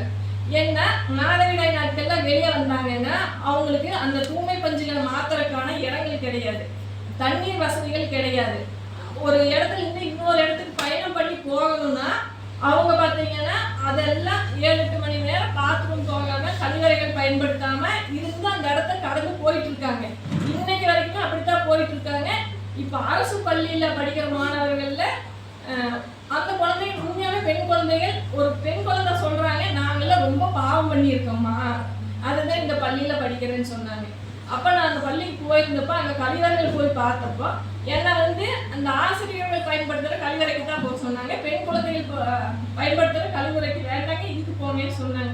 இல்லைங்க எனக்கு வந்து மாணவர்கள் கழிவறை பயன்படுத்துறது தான் இதுக்கு போய் நான் வந்து மாணவியா இருக்கணும்னு நினைக்கிறேன்னு சொல்லி அங்க போய் பார்த்தப்போங்க அந்த மாணவிகளுக்கு தண்ணீர் வசதியே கிடையாது. ஆனா அந்த பள்ளியில சொன்னாங்க நாங்க மாணவிகளுக்கு தண்ணீர் வசதி செஞ்சு கொடுத்துருக்கோம்னு சொல்லி. அப்ப தண்ணீர் வசதியே இல்லாம கழிவறைகள் மாணவிகள் பயன்படுத்திட்டு இருக்காங்க இன்னைக்கு வரைக்குமே. இது நடந்துட்டு இருக்கு. அப்ப இந்த பிரச்சனைகள் எல்லாம் யார் தீர்க்கிறது, யார் பேச போறாங்க? இதெல்லாமே பாத்தீங்கன்னா பெண்கள் சார்ந்த பிரச்சனைன்னு சொல்லி எல்லாருமே ஒதுங்கி போயிடுறாங்க. அப்ப இந்த பிரச்சனைகள் எல்லாம் எப்ப சரி செய்யப்படும்? அப்போ இன்னொரு விஷயம், இந்த பெண் சார்ந்து பெண் உரிமை கிடைச்சிருச்சு, பெண் சுதந்திரம் கிடைச்சிருச்சுன்னு எல்லாம் பேசுறாங்க. உண்மையா பெண்களுக்கு சுதந்திரம் கிடைச்சிருச்சுன்னா அந்த இடத்துல 1000 கேள்விகள் போடுவாங்க. ஏன்னா போன மாசம் ஒரு நடந்த நிகழ்வு, எங்க வீட்டுல ஒரு துக்ககரமான நிகழ்வு நடந்துச்சுங்க. அந்த நிகழ்வுல பாத்தீங்கன்னா எங்க சமுதாயத்துல கைமை நோன்பு அந்த இது வந்து பண்ணுவாங்க. அப்ப அது பண்றப்போ எனக்கு வந்து 1998 செப்டம்பர் 23ஆம் தேதி அந்த சடங்கை எங்க அப்பத்தாக்கு பண்ணாங்க. அப்ப எங்க அப்பத்தா அழுகாச்சிருக்குங்க. அது இன்னைக்கு வரைக்கும் என்னை பாதிச்சுட்டு இருக்கு. அந்த தேதியிலிருந்து வருஷத்துல இருந்து என்னால மறக்க முடியல. அப்ப இருந்து அதை எங்க அப்பா இறந்துட்டாரு. அவரு ஆசமோசமான ஒரே காரணத்துக்காக எங்க அப்பத்தாவுக்கு அந்த தண்டனை. அப்போ ஒரு ஆணை திருமணம் செஞ்சுக்கிட்டா ஒரு பெண்ணுக்கு கைமை நோன்புங்கிற தண்டனை கொடுப்பீங்களா? இந்த தண்டனை சங்க இலக்கியங்கள் இருக்கு. ஆனா இப்ப எல்லாமே படிப்படியா குறைஞ்சிட்டு வருதுன்னு சொல்றாங்க. அப்ப போன மாசம் எங்க வீட்டுல நடந்த அந்த நிகழ்வுல அந்த பொண்ணுக்கு ஒரு 35-36 வயசுதான் இருக்கு. அப்ப அந்த வீட்டுல நான் அந்த சடங்கு செய்யக்கூடாதுன்னு சொல்லி எதிர்ப்பு தெரிவிச்சேன். எதிர்ப்பு தெரிவிக்கிறப்ப பாத்தீங்கன்னா அது செய்யணும், அது செஞ்சாதான் வந்து தோஷம் போகு அப்படின்னு சொல்லி சொன்னேன். அந்த சடங்கு செய்யணும்னா என்னோட குழந்தைகள் பாதிக்கு, அது என்னோட குடும்பத்துக்கு தோஷம் வராம இருக்கும்னா நான் இந்த சடங்கு செய்யணும்னு சொன்னாங்க. அப்ப அவங்க அம்மாவுக்கு 1 வருஷத்துக்கு முன்னாடி அந்த சடங்கு செஞ்சீங்க. அப்ப ஒரே வருஷத்துல அந்த பொண்ணுக்குமே அந்த நிலைமை வந்துச்சு. அப்ப அந்த தோஷம் போயிருந்தா அந்த பொண்ணுக்கு இந்த சடங்கு செஞ்சப்போ அவங்க அம்மா செஞ்சப்போ இந்த பிரச்சனை வந்துருக்க கூடாதுல்ல, அப்ப ஏன் வந்துச்சு அப்படின்னு கேட்டப்ப அவங்க கிட்ட பதில் சொல்லு, நாங்க எல்லாத்துக்காக செய்யறோம்னு சொன்னாங்க. செய்யாம மட்டும் அடுத்தவங்க என்ன நினைப்பாங்க? அப்ப அடுத்தவங்க என்ன நினைப்பாங்கிறதுக்காக அந்த பாலியத்துடன் இழந்த ஒரு பெண் வந்து அந்த இடத்துல அவங்க 5 வயசு குழந்தை, அந்த குழந்தைய காப்பாத்துறதுக்கு தொழில் செய்யணும், அடுத்தது அவங்க பொருளாதாரத்தை பார்க்கணும், அவங்க அதுல இருந்து மீண்டு வரணும். அப்ப அவ்வளவு மன அழுத்தம் இருக்கிற அந்த பொண்ணுக்கு அந்த சடங்கு செஞ்சே ஆகணும்னு சொல்றீங்க. அப்போ உங்களுக்கு மனசாட்சி இல்லையான்னு சொல்லி நாங்கள் ஒரு சிலர் வந்து மிகப்பெரிய அளவில் காயப்படுத்தினேன். இந்த சடங்கு வந்து நீங்கள் செய்யறேன்னு சொல்கிறீங்க, இதே நேரம் உங்களுக்கு வந்து என்ன பண்ணுறதுன்னு நான் ஒருத்தங்கிட்ட சொன்னேன். ஏன்னா அவங்கெல்லாம் பார்த்தீங்கன்னா இந்த சடங்கு செய்யணும் எனக்கு தோசம், என் குழந்தைங்க பிரச்சனை, எங்கள் அம்மா இந்த சடங்கு செஞ்சே ஆகணும்னு சொன்னாங்க. அப்போ இதே மாதிரி நேரம் உங்களுக்கு வந்து என்ன பண்ணுறதுன்னு சொல்லி கேட்டப்போ அவங்க வந்து அழுவாங்கன்னு தெரியும், என் கூட பேச மாட்டாங்கன்னு தெரியும், எங்கள் உறவு பாதிக்குன்னு தெரியும். எனக்கு இந்த மாதிரி செய்யறப்ப அந்த பொண்ணை வந்து அந்த சடங்குலேருந்து காப்பாற்ற முடியும், மன அழுத்தத்துலேருந்து மீட்டு கொண்டு வர முடியும். அதுக்காக நான் அவங்க உறவு இல்லைனாலும் பரவாயில்லன்னு அந்த இடத்துல பேசினேன். அப்போ இன்னொருத்தங்க வந்து நீங்க எப்படி நீங்க நிறுத்தலாம், இது பார்த்தீங்கன்னா சங்க இலக்கியங்கள்ல இருந்து இருக்குன்னு சொன்னாங்க. அப்ப நான் சொன்ன சங்க இலக்கியங்கள் இருக்குங்க, நானும் படிச்சிருக்கிறேன், கைமை நோன்புங்கிற பெயர்ல இது கடைபிடிக்கப்பட்டு இருந்துச்சு. ஆனா அப்பவே மிகப்பெரிய ஆணாதிக்கம் இருந்திருக்கு. கைமை நோன்புங்கிறது அவ்வளோ பெரிய தவ வாழ்வில் இருக்கிறவங்க மேற்கொள்ள வேண்டிய ஒரு விஷயம். அதை வந்து பெண்ணுக்கு சொல்றீங்க, வாழ்க்கை துணையில இருந்து பெண்ணுக்கு. அப்ப ஆணுங்கிறப்போ அந்த ஆண் இன்னொரு திருமணம் செஞ்சுக்க தகுதி இருக்கிறவங்கிறங்காட்டி அந்த சடங்குகள் செய்யறதில்ல. அந்த சடங்கோட உண்மையான நோக்கம் என்னன்னு உங்களுக்கு புரியல. அந்த சடங்கு செஞ்சா அந்த பெண் பார்த்தீங்கன்னா உப்பு, புளி, காரம் இது இல்லாம சாப்பிடணும், எள் துவையல் வச்சுதான் சாப்பிடணும், வெள்ளாடை உடுத்தணும், அவங்களுக்கு பருத்து பெண்டின்னு பேரு, அவங்களுக்கு நூல் நூற்ற அந்த தொழில் செஞ்சு கொடுப்பாங்க. அந்த தொழில் வந்து அந்த கைப்பெண்கள் மட்டும்தான் செஞ்சுட்டு இருந்தாங்க. அப்ப இந்த அவங்களோட உடல் ரீதியான ஆசைகளும் மன ரீதியான ஆசைகளையும் கொண்டு துறவு வாழ்க்கைக்கு தயார்படுத்துறதுக்காக இந்த சடங்கு செஞ்சாங்க. இந்த சடங்கெல்லாம் செய்ய இந்த சதிங்கிறது எவ்வளவு கொடுமையோ அதுல விட மிகப்பெரிய கொடுமை பார்த்தீங்கன்னா இங்க கைமை நோன்புங்கிறது. இந்த சடங்கை செய்ய வேண்டாம்னு சொல்லி நான் பேசுறப்போ, ஒரு ஆண்கிட்ட போய் பேசுறப்போ அவங்க கேட்குறாங்க, நீ டைவர்ஸ் பண்ணி போயிருந்தீங்கன்னா இப்ப வேண்டியதில்லை இல்லை அப்படின்னு. அப்ப நான் அவங்ககிட்ட கேட்கணும்னு தோணுச்சு, நீங்க எப்ப சாமின்னு சொல்லுங்க, நான் அம்மாவுக்கு டைவர்ஸ் வாங்கி கொடுக்குறேன்னு சொல்லணும்னு தோணுச்சு. அப்புறம் அவங்க வயசுக்கு அறிஞ்சு நம்ம ரொம்ப பேசக்கூடாதுன்னு சொல்லி கவனிட்டேன். அப்போ அந்த சடங்கு செய்யறப்போ அந்த பெண் அவ்வளோ மன அழுத்தத்துக்கு ஆளாகிறாங்க. அவங்க வந்து அக்கா இல்லை நீ தான் காப்பாற்றணும்னு சொல்லி என்கிட்ட அழுதாங்க. அப்போ நான் சொன்னேன், நான் பேசுகிற சாமி உனக்காகன்னு சொல்லிட்டு நான் பேசினேங்க. அப்போ பேசுனதுக்கு அப்புறம் பார்த்தீங்கன்னா அந்த பொண்ணு அந்த சடங்கு செஞ்சு அவங்க நிற்கிறாங்க. அப்போ என்னால் ஒன்றுமே பண்ண முடியல. நானும் நிறைய பேர்கிட்ட பேசி பார்த்தேன். அப்போ அம்மா வயசு இருக்கிறவங்கள என்ன சொல்லிட்டாங்க, அவங்க அம்மா செய்யறாங்க உறுதியாக சொல்கிறாங்க, அவங்க அம்மா சொல்கிறது ஆரேன்னு கேட்கல, எங்கள் அம்மால எல்லாரும் பேசுகிறாங்க சாமி என்ன பண்ணுறதுங்கிறாங்க. அப்போ அந்த பொண்ணு பார்த்தீங்கன்னா அழுது கைகாலெல்லாம் விரைச்சு மூச்சு திணறல வந்துருச்சு. அந்த பொண்ணு அப்படியே தூக்கி போய் உட்கார வச்சு அந்த சடங்கு செய்கிறாங்க. அப்போ இது எவ்வளோ கொடுமையான ஒரு சடங்கு. அப்போ அந்த ஆணை திருமணம் செஞ்சிருக்காங்க, அந்த பெண்ணுக்கு நீங்கள் அவ்வளோ தண்டனை கொடுக்குறீங்களா அப்படிங்கிற மாதிரி கோபம் வந்துச்சு. அப்போ அந்த இடத்துல அந்த சடங்கு செய்யக்கூடாதுன்னு போய் நாங்கள் சத்தம் போட்டதையுமே அந்த சடங்கு அப்படியே நிறுத்திட்டாங்க. அந்த வெள்ளையாடை போட்டிருந்தோட அந்த சடங்கு நிறுத்திட்டாங்க. அப்போ இன்னுமே பெண்களுக்கு வந்து நீங்க பெண்ணுரிமை சுதந்திரம் பேசுறீங்க, ஆனாலும் எங்களுக்கு ஒண்ணு வந்தீங்கன்னா அந்த துக்கத்திலிருந்து அந்த பொண்ணு மீண்டு வரக்கே பல காலங்கள் ஆகும். அப்படிப்பட்ட சூழ்நிலையில் இருக்கிற ஒரு பெண்ணுக்கு நீங்க இவ்வளவு பெரிய கொடுமையான தண்டனையை ஏன் கொடுக்குறீங்க? அப்ப இதே தண்டனை நீங்க ஏன் ஆணுக்கு கொடுக்கறது இல்லை? அப்ப சங்க காலங்கள் தொட்டே ஆணாதிக்கம் தான் அதிகமா இருந்துச்சா அப்படிங்கிற ஒரு கேள்வி வந்துச்சு. இந்த சடங்கு வந்து கைமை நோன்புங்கிற சடங்கை ஏன் செஞ்சாங்க, எதுக்கு செஞ்சாங்க முழுமையா தெரிஞ்சுட்டு அது தற்கால வாழ்க்கைக்கு பொருந்துமா வேண்டாமான்னு யோசிச்சுக்கோங்க. நீ வந்து அங்க 10 நிமிஷம் கண்ணை மூடி பார்த்து என்னமோ பண்ணிட்டு போறாங்கன்னு நான் 10 நிமிஷம் கட்டி வச்சு குடிக்கிறேன் நீ கம்முக்காருன்னு சொல்ற மாதிரி எனக்கு அப்போ அந்த ஒரு உணர்வு தான் வந்துச்சு. அப்ப அந்த ஒரு பெண்ணுக்கு என்னால அந்த சடங்கை வந்து 90% நிறுத்த முடிச்சதை தவிர 10% நிறுத்த முடியல. அப்ப இந்த சடங்குகள் ஏன் செய்யறீங்க? அப்ப இதை கேட்கிறப்ப ஓ நீ அந்த கட்சிக்காரியா இந்த கட்சிக்காரியான்னு கேட்கிற, எங்க மனசாட்சி வேண்டாமா? அந்த பொண்ணு கைகால் விரைச்சியும் உட்கார்ந்துட்டு இருக்கான், அவளை நீங்க அப்படியே குண்டு கட்டா தூக்கிட்டு போய் அது பலவந்தம் படுத்துறதுனால கொடுமையான விஷயம் இருக்குங்களா? இதெல்லாம் இப்போ இந்த பெண்ணுரிமை பெண் சுதந்திரம் கிடைச்சிச்சு பெருமை பேசுற இந்த காலகட்டத்துல 1 மாசத்துக்கு முன்னாடி நடந்த நிகழ்வு எங்க குடும்பத்துல. அப்ப நான் இதை புத்தகத்துல பதிவு பண்ணியிருக்கேன். இதை வந்து மேடையில் இன்னைக்கு கண்டிப்பா பேசணுங்கிறதுக்காக தான் இந்த ஏற்புரைக்கே நான் வந்தேங்க. இன்னொரு விஷயம் பார்த்தீங்கன்னா திருநங்கைகள் அவங்க மீதான நமது பார்வை வந்து மிகப்பெரிய அளவுல மாறணும்னு நினைக்கிறாங்க. ஏன்னா திருநங்கைகள் பார்த்தீங்கன்னா வீட்டுல அவங்க பெற்றவங்களும் ஏற்றுக்கிறது இல்லை, கொட்டையா போயிட்டா எல்லாரும் வீட்டுல வச்சுக்கிறது அப்படிங்கிற மாதிரி யோசிக்க ஆரம்பிச்சு அவங்களுக்கு மீதும் மிகப்பெரிய வன்முறைகள் நடத்துறாங்க. தனிமைங்கிற தலைப்புல ஏறாவது கிடையாதா திருநங்கைகள் பத்தின கதை எழுதுனேன். அப்போ பார்த்தீங்கன்னா ஒரு திருநங்கை இரங்கல் சிவான்னு சொல்லி அவங்க தான் பார்த்தீங்கன்னா இந்த கலை எழுதுறதுக்கு எனக்கு ரொம்ப சப்போர்ட் பண்ணி அவங்க வாழ்க்கை நிகழ்வுகளை எப்படியெல்லாம் பதிவு பண்ணுறதுக்கு எனக்கு அவங்க தான் சப்போர்ட் பண்ணேன். அப்போ அவங்க சொல்கிற விஷயங்கள் கேட்குறப்போ இப்படி ஒரு சமுதாயத்தில் நம்ம வாழ்ந்துட்டு இருக்கிறோம்னா ஒரு அந்த ஆணா பெண்ணாங்கிறது அவங்க தீர்மானிக்கல, அது இயற்கையாவோ இறைவனாவோ கொடுக்கப்பட்டது. நம்ம இந்து கடவுள் இதில் பார்த்தீங்கன்னா அர்த்தநாரீஸ்வரன் சொல்லி நமக்கு ஆண் கடவுளே பார்த்தீங்கன்னா ஆண் பெண்ணுன்னு அந்த இது கொடுத்துருக்காங்க. அவங்களெல்லாம் பார்த்தீங்கன்னா நம்ம கடவுளாக கொண்டாடுறோம். கடவுளாக கொண்டாடுறதுக்கான தகுதி நம்மளுக்கு இருக்கா? ஒரு திருநங்கை எங்கே பார்த்தாலும் அவங்கள பார்த்தா நம்ம ஏழாத பேச்சு, அவங்கள பார்த்தா கேவலமாக சிரிக்கிறது. அவங்க என்ன அந்த திருநங்கைனா பணம் கேட்பாங்க, தொழில் பண்ணுறவங்க, இந்த மாதிரியான தவறான புரிதல் தான் பார்த்தீங்கன்னா திருநங்கைகள் மேலே நம்மளுக்கு இருக்கு. ஏன்னா அவங்க வீட்டுக்கும் துரத்தி இருக்கிறாங்க, வேலைக்கும் ஆள் சேர்த்துக்கிறது இல்லை. அவங்க சாப்பிட்றதுக்குமே தங்கறதுக்குமே என்ன பண்ணுவாங்க? அப்போ அவங்க ஏதோ வழியில் அந்த வயிறுன்னு இருக்குது, அவங்க எல்லாம் வாழ்ந்துதான் ஆகணுங்கிற கட்டாயத்தில் இருக்கிறதுனால அவங்க பார்த்தீங்கன்னா தவறான வழியில் போய் இன்னைக்கு திருநங்கைகள்னாலே தவறான பெயர் வந்துருச்சு. இந்த மாதிரி சமுதாயத்தில் எல்லாரும் மேலேயுமே பார்க்குற பார்வையை நம்ம மாற்றணுங்க. ஏன்னா கோபம்ங்கிற ஒரு உணர்வு எனக்கு பார்த்தீங்கன்னா நல்லா டன்கனுக்குள்ள வச்சிருக்கிறாரு. அதனால கோபம்னா என் அம்மாவுக்கு அண்ணன் வீட்டுக்காரர் எல்லாம் வந்திருக்காங்க, எல்லாருக்குமே தெரியும். கோபம் வந்தீங்கன்னா நம்ம அவ்வளோ வச்சிருக்கோம். அப்போ நம்ம இந்த கோபத்தை பற்றி சொன்னால் தகுதி இருக்குமா அப்படின்னு யோசிச்சப்போ என்னோட கோபம் தான் இந்த என்னை எழுத்தாளர் ஆக்கியிருக்கு. எனக்கு கடவுள் மீதான பார்வை நான் சிறப்பாக இந்த இடத்துல வந்து நிற்கிறேன்னா நான் கோபப்பட்டது தான் காரணம். நம்ம கோபப்படுறத எப்படி வெளிப்படுத்துறோங்கிறத முக்கியம், கோபம் தப்பு கிடையாது. அதே மாதிரி பார்த்தீங்கன்னா நாச மோசத்தில் அட்டை படத்துக்கு 2 பொருள் இருக்குங்க. ஒரு பொருள் பார்த்தீங்கன்னா மரம் பறவை, தெரியுதுங்களா? மரம் பறவை.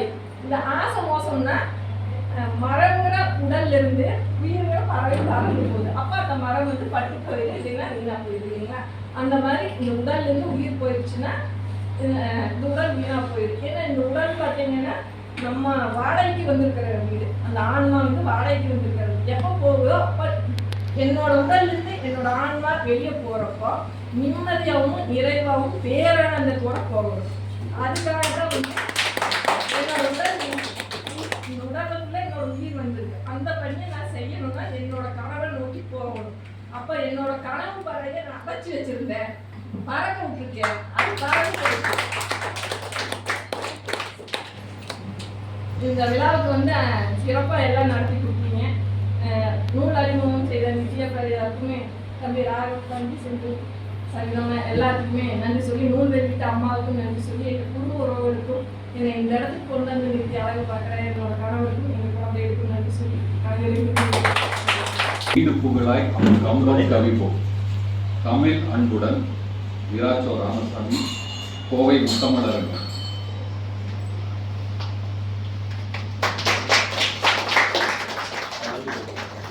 இதனுடைய தமிழ் பணியும் மருத்துவ பணியும் சிறந்து இன்னும் மேன்மேலும் வளர்ந்து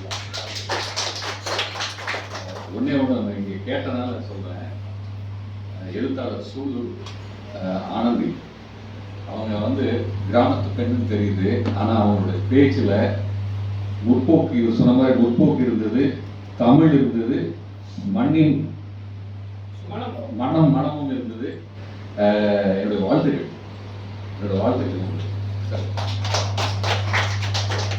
வெங்கடேசன் தமிழ்நாடு முற்போக்கு எழுத்தாளர் சன்சக்தி. நான் மாநகராட்சி நடுநிலைப் பள்ளி புலிப்பாளையத்தில் 7ஆம் வகுப்பு படிக்கின்றேன். இப்போ வந்து நான் தென்கட்சி சுவாமிநாதன் அவரோட கதை தான் ஒரு சின்ன கதை சொல்ல போகிறேன். ஒரு கிராமம், அங்கே வந்துட்டு செடி கொடிங்க அப்படி எதுவுமே இருக்காது, ஏன்னா ரொம்ப மாசு அடைஞ்சிருக்கு. அங்கே வந்துட்டு ஒரு டீ கடை இருக்குது. அங்கே வந்துட்டு ராமு அப்படின்ட்டு ஒருத்தர் வந்துட்டு டீ குடிக்கிறாரு. டீ குடிச்சிட்டே பார்த்துட்டு இருக்கும்போது அந்த ஊருக்கு புதுசாக ஒரு 3 பேர் வராங்க. அவங்க வந்துட்டு லைனாக நின்றுடுறாங்க. அதில் என்ன பண்ணான்னா தோண்டிகிட்டே போகிறாரு. அவனுக்கு பின்னாடி இருக்கிறவர் என்ன பண்ணுறாருன்னா அவர் தோண்டினாரை திரும்பி மூடிக்கிட்டே போகிறாரு. 3வது லாஸ்ட்டில் இருந்தவர் என்ன பண்ணுறாருன்னா அந்த தண்ணி ஊற்றிட்டே போகிறாரு.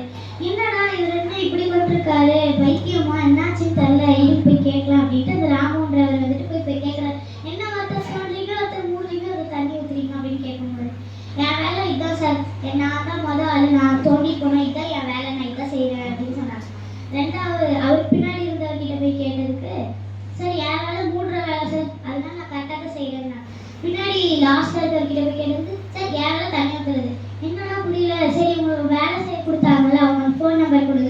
அப்படின்னு கேட்டா தான் சொல்றாரு, அங்க ஃபர்ஸ்ட் தோன்றவருக்கு பின்னாடி வந்து செடி வைக்கிறவர் ஒருத்தர் வருமா, அவரு லீவா, அதனால இது மட்டும் தான் ஏன்னா நான் இது மட்டும் தான் செய்வேன் அப்படின்னு சொல்லிட்டு அந்த ரெண்டாவது லீவா.